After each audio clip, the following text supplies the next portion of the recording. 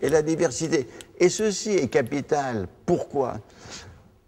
Parce qu'aujourd'hui, qu'est-ce qui est menacé? Ce qui est menacé, c'est l'espèce humaine en tant qu'unité, parce qu'il y a des périls énormes, des périls sur la biosphère, des périls de nature nucléaire, c'est-à-dire les armes de destruction massive, des périls d'une nouvelle guerre qui risqueront de raréfier l'espèce humaine.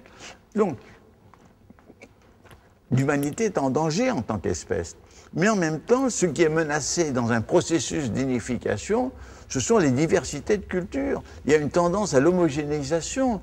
Il faut vouloir sauver, préserver les diversités culturelles qui constituent richesse pour l'humanité. Donc il faut protéger l'unité, il faut protéger la diversité. Et si on n'a pas conscience de ceci, on est aveugle. On protège une diversité locale, mais en étant aveugle à l'intérêt commun. Et inversement, on protège une humanité abstraite sans tenir compte des réalités concrètes qui sont des réalités diverses. Alors, voici quelques-uns des points, et en plus, sur la condition humaine, on est prisonnier d'une vision très rétrécie de l'humanité. On a une conception de l'homo sapiens, l'homo faber et l'homo economicus. L'homo sapiens, ça veut dire l'homme en tant qu'être rationnel. Homo faber, c'est l'homme qui crée des techniques. Et l'homo economicus, l'homme qui agit en fonction de son intérêt économique personnel. Donc, c'est vrai que l'homme est rationnel. Il a développé la rationalité, mais en même temps, il a développé le délire, la folie. Moi, je dis homo sapiens, c'est en même temps homo démens, capable de toutes les folies les plus criminelles, ou peut-être les plus insensées. Et on ne peut pas faire une coupure entre les deux, parce qu'entre les deux circule l'affectivité, le sentiment. Il n'existe pas de rationalité pure. Même le mathématicien qui est entièrement voué à la rationalité mathématique, il met toute sa passion. Delgado a bien montré que la raison pure n'existe nulle part. Il faut toujours de l'affectivité dans la raison. Mais l'affectivité peut être dangereuse si elle n'est pas contrôlée par la rationalité.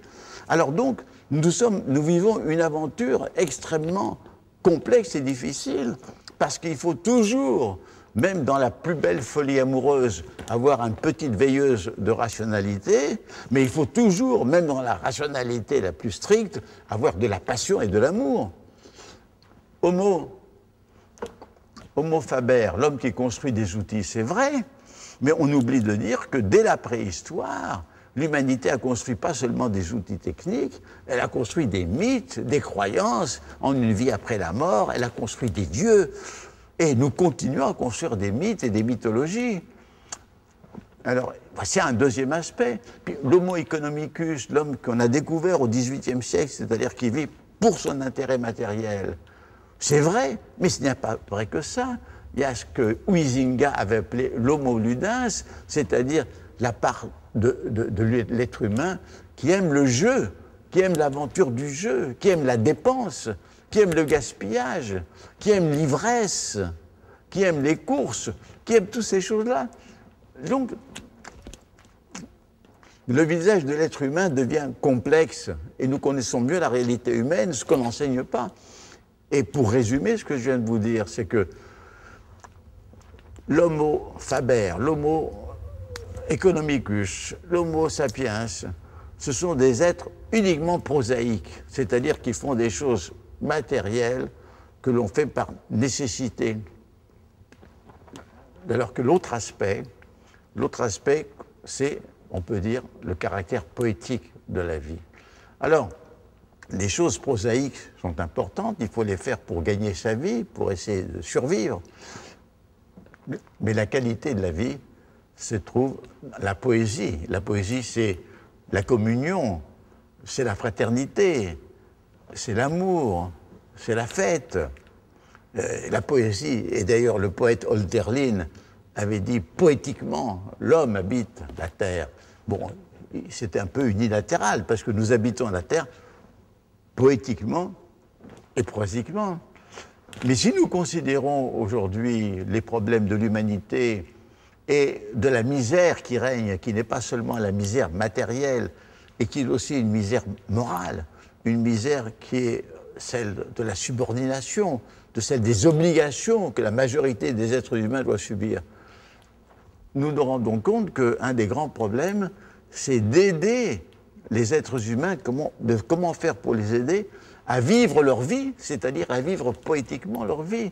On se rend compte que le problème de la vie poétique n'est pas un luxe, c'est un problème pour chacun. Vivre poétiquement, ça veut dire être capable d'exprimer sa personnalité, ses communions, ses participations, ses curiosités.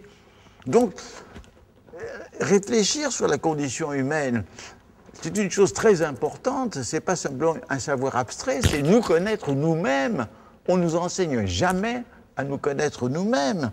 Et du reste, alors qu'il y a des écrivains dans toutes les littératures qui nous montrent l'exemple de la connaissance, de l'effort pour se connaître soi-même.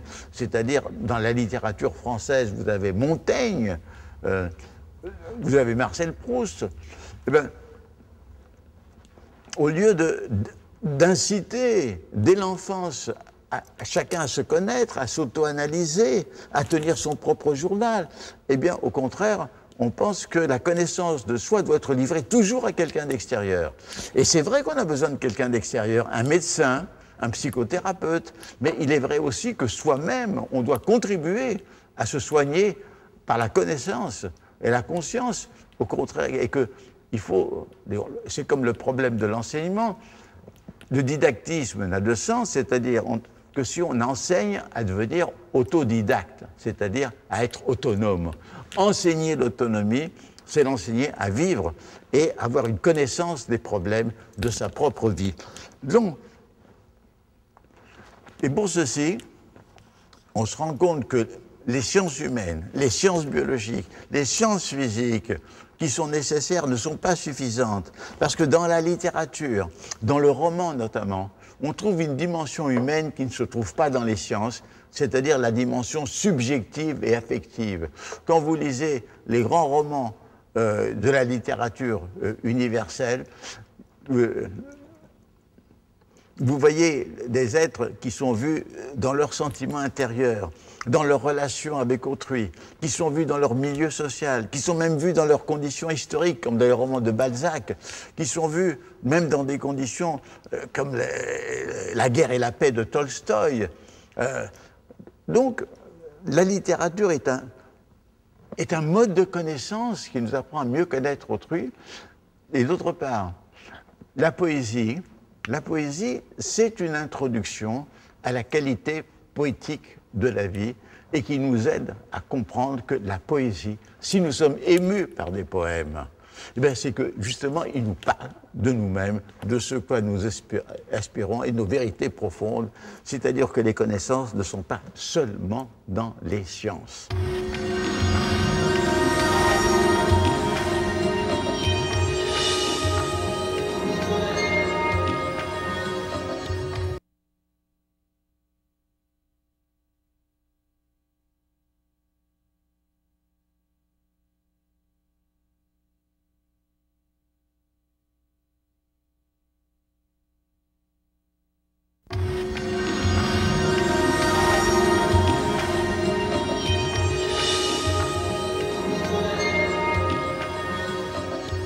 Voilà quelques aspects, et j'ajoute, et je vais être assez rapide, nous sommes dans un monde qui a besoin de compréhension. Nous avons de compréhension parce que des peuples, des individus, de cultures différentes, de religions différentes, sont désormais en contact les uns avec les autres et doivent collaborer les uns avec les autres. Bien, nous pouvons apprendre dans quelques petits manuels quels sont les rites, les coutumes des peuples que nous ne connaissons pas bien, les rites de politesse des Japonais ou tout ça. Mais nous n'apprenons pas à comprendre de l'intérieur les autres conceptions et les autres croyances.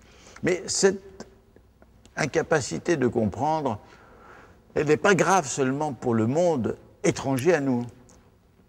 Il existe au cœur de nos civilisations. Nous sommes de moins en moins capables de comprendre les uns les autres. les incompréhensions au sein d'une famille, entre père et fils, mère et enfant, frère, sœur, les incompréhensions au sein d'un même travail, au sein d'une même université parfois. L'incompréhension règne sur le monde. Et comment peut-on espérer les moindres progrès si on n'éduque pas à la compréhension?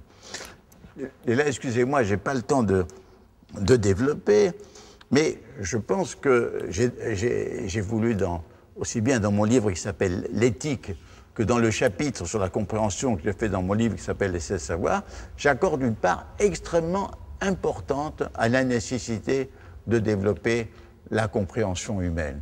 La compréhension comporte toujours un aspect subjectif. Quand vous êtes, par exemple, au cinéma, que vous voyez Le Parrain de Coppola, avec Marlon Brando ou Al Pacino dans le rôle d'un gangster, bon, nous voyons que ces hommes ne sont pas seulement des criminels, nous voyons qu'en plus, ils ont des sentiments pour leur famille, pour leurs amis. Ce sont des êtres complexes. Au cinéma, nous comprenons la complexité humaine. Nous voyons qu'un criminel n'est pas seulement un criminel. Dès que nous quittons le cinéma ou dès que nous quittons la littérature, nous avons à nouveau une vision schématique et nous ne voyons que des criminels, que des délinquants. Et en réalité, le cinéma, la littérature, le théâtre nous aident à cette compréhension, mais que nous oublions dès que nous entrons dans la vie réelle. Donc, nous avons besoin de développer cette partie de bienveillance qui nous permette de comprendre autrui, qui est un travail extrêmement difficile, parce que non seulement nous avons tendance toujours à rejeter tous les torts sur l'autre, nous avons tendance à le réduire l'autre à ce qu'il a de pire, et il y a aussi cette indifférence formidable qui nous fait oublier les souffrances et les malheurs d'autrui. Alors, donc, il est évident que la nécessité de comprendre comporte la nécessité de se comprendre, de savoir les mécanismes de mensonge à soi-même, les mécanismes d'égocentrisme qui nous renferment sur nous-mêmes. Il y a tout un travail absolument fondamental, et c'est ce travail qui manque. Un autre point fondamental qui est complètement ignoré dans l'enseignement, c'est le problème de l'incertitude. L'incertitude, c'est à la fois le problème personnel et global. Personnel, parce que on est, la seule certitude, c'est qu'on est mortel, mais on est tout à fait incertain sur le jour de sa mort, et en plus, on est incertain sur sa vie. On ne sait pas les maladies que l'on va avoir ou ne pas avoir. Si on décide de s'unir avec quelqu'un, on ne sait pas si on a fait le bon choix ou si on s'est trompé. Si on a pris un métier, on ne sait pas si c'est le métier qui vous convient. Autrement dit, tout destin personnel est marqué par l'incertitude. Or, on a cru pendant longtemps que le destin de l'espèce humaine, de l'histoire humaine, avait une certitude, c'est-à-dire le progrès. On croyait que le progrès, c'était la loi même de l'histoire et que le mieux allait arriver. Aujourd'hui, nous sommes arrivés au point où l'on comprend que c'était une illusion. Cette pseudo-certitude était une illusion. Nous ne savons absolument pas de quoi demain sera fait. Nous ne savons pas si la planète va basculer dans d'atroces souffrances ou si on va trouver les moyens de la sauver de tous les périls qui la menacent. Nous sommes dans le vaisseau spatial Terre est emporté à toute vitesse et par des moteurs qui ne sont pas contrôlés. La science, la technique, l'économie, le profil. Donc, vous voyez à quel point l'enseignement de l'incertitude est très important, d'autant plus qu'il y a une chose qu'avait dite il y a 5 siècles avant notre ère par le poète dramatique grec qui s'appelait Euripide. Euripide disait « c'est l'inattendu qui arrive et non pas l'événement attendu ». Disons, l'humanité, nous savons maintenant, est lancée dans une aventure inconnue. Et là encore, ceci nous renvoie à l'époque planétaire. Et je dis planétaire aussi dans un deuxième sens, c'est-à-dire que nous savons que nous sommes une petite planète dans un petit système solaire. Et que ce système solaire qui fait partie d'une galaxie qui est la Voie lactée, il est emporté dans une sorte de dispersion fabuleuse, lui-même à la suite d'une histoire incroyable qui commence avec une explosion originaire il y a 15 milliards d'années. Donc, nous devons entièrement changer notre vision de l'univers. Et maintenant, j'en viens à leur... ce sont des ingrédients nécessaires à la connaissance de l'ère planétaire. L'ère planétaire, donc, elle a commencé au XVIe siècle, elle s'est développée avec la conquête, avec l'esclavage, avec la destruction, des destructions formidables de valeurs humaines et de vie humaine. Elle s'est poursuivie avec la colonisation, c'est une sombre histoire. Et aujourd'hui, elle se poursuit avec la mondialisation économique qui peut-être procure un certain nombre d'avantages et d'enrichissements locaux, mais aussi un très grand nombre d'appauvissements. Ce qu'on appelle le développement jette dans d'énormes mégapoles des populations rurales déracinées qui vivent dans des conditions de précarité comme dans les favelas de Sao Paulo ou de Rio. Alors, comprendre la mondialisation, c'est un processus qui commence au XVIe siècle, mais seulement l'erreur, c'est de croire qu'il y a une mondialisation. Il y a plusieurs mondialisations liées les unes aux autres. Et dès le début, c'est-à-dire dès le XVIe siècle, vous avez eu des voix minoritaires, c'est-à-dire en Europe, celle de Bartholomé de Las Casas et celle de Montaigne. Bartholomé de Las Casas, réussissant à faire admettre à l'Église catholique que les Indiens d'Amérique, les indigènes d'Amérique étaient des êtres humains comme les autres et avaient une âme, ce que les prêtres ne voulaient pas admettre. Et Montaigne, disant que ceux qu'on appelle barbares, ce sont des gens qui ont une autre culture que la nôtre. Et dans son passage sur les cannibales, montrant qu'il faut comprendre les autres civilisations. Autrement dit, dès le début, vous avez eu des voix qui ont été les premières de ce qu'on peut appeler l'humanisme européen. Et cet humanisme européen qui s'est développé avec Montesquieu, avec le siècle des Lumières, avec le romantisme, avec les idées de l'international, des États-Unis, d'Europe et des États-Unis du monde, vous avez un deuxième courant, et ce sont les courants des idées émancipatrices.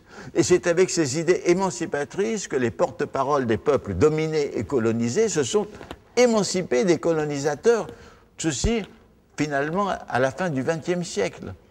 Et vous avez ce paradoxe, c'est que l'Europe, qui a été le foyer de la domination la plus durable et la plus dure sur le monde, a été en même temps le foyer des idées d'émancipation qui ont servi à ce que ce monde se libère de ces chaînes, de quelques-unes de ces chaînes les plus terribles.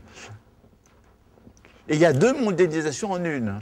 Après la chute de l'Union soviétique, vous avez eu pas seulement ce marché mondial qui est entré dans les ex-pays soi-disant socialistes, mais, et avec cette technique d'Internet, du fax, des télécommunications qui permettent des communications immédiates entre les points de la planète,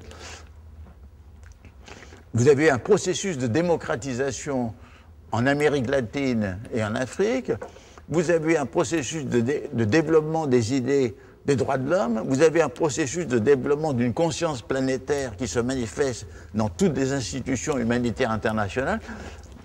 Malheureusement, cette deuxième mondialisation, qui est la mondialisation humaniste, est plus faible que l'autre mondialisation, mais elle est désormais présente.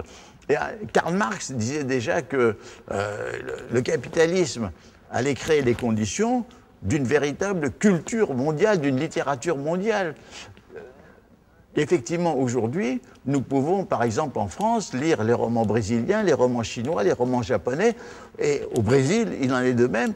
Je veux dire qu'il y a deux processus, la connaissance des cultures du monde, les échanges entre les musiques du monde. Autrement dit, l'erreur, c'est de ne voir que soit les mauvais aspects de mondialisation, et de ne pas voir les bons, soit de ne voir que les bons aspects et de ne pas voir les mauvais. Bien entendu, les aspects les plus dangereux sont les aspects dominants, mais ils ne sont pas les seuls. Alors, tout ceci pour vous dire que l'enseignement pour l'ère planétaire est un enseignement qui doit être radicalement réformé. Ce n'est pas un enseignement pour lequel il suffit d'introduire un peu d'interdisciplinarité. Non, c'est la structure qui doit changer. Par exemple, s'il faut enseigner la compréhension humaine, enseigner la compréhension consiste à faire appel à des connaissances qui viennent de la psychologie, qui viennent des sciences cognitives, qui viennent des sciences culturelles, qui viennent de la psychanalyse ou des différentes psychothérapies. Chacun des points que j'ai indiqués, la condition humaine, la compréhension, l'incertitude, nécessite de se référer à des disciplines variées. Il faut une pensée transdisciplinaire et non pas seulement interdisciplinaire. Donc, à mon avis, il faut réformer, il faut créer des universités d'un type nouveau. Or, ce que je crois, c'est ce qui peut-être a commencé au Mexique, dans l'État de Sonora, où, sur mes indications, ce qu'est en train de s'élaborer une université, c'est ce que, dans différents pays, commence à se projeter ce que j'appelle des instituts de culture fondamentale, qui peuvent être à l'intérieur de l'université, mais qui enseignent justement ce que je vous dis, la connaissance pertinente, la condition humaine, la compréhension, l'incertitude, et avec tous les problèmes épistémologiques, qu'est-ce que la rationalité, qu'est-ce que la complexité, qu'est-ce que la scientificité, et avec aussi, je dirais, un enseignement de civilisation. Parce que dans l'ère planétaire, c'est quoi? C'est aussi la planétarisation de la civilisation occidentale. Or, c'est cette civilisation d'un type nouveau qu'il faut connaître, pas seulement pour ces processus économiques que l'on peut étudier avec les processus dans les enseignements d'économie, mais avec des processus qui ne sont pas étudiés, la consommation, les médias, le rôle des médias, la crise de civilisation.